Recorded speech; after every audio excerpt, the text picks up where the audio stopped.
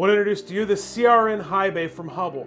You have seen UFO high bays before, but the CRN has some features that make it stand out from the crowd. Most UFOs weigh in at about 10 pounds. The CRN is 15 pounds. That doesn't just mean that it's a heavy-duty fixture. It is. There is a lot of heft to this fixture, but there's more material to dissipate the heat coming off the LEDs. That means this design is going to last a lot longer than the competition.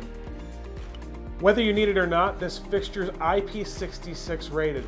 That means no matter what type of wet or dusty environment you have in your facility, this fixture can stand up to all of it.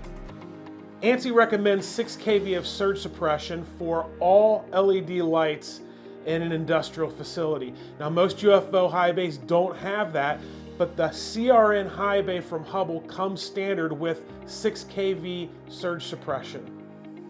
With lumen packages ranging from 14,000 to 34,000, there's sure to be a configuration that works in your application. Now, the fixture I have here has a pretty basic glass lens. This fixture is good in most environments. However, there is an optional frosted polycarbonate lens.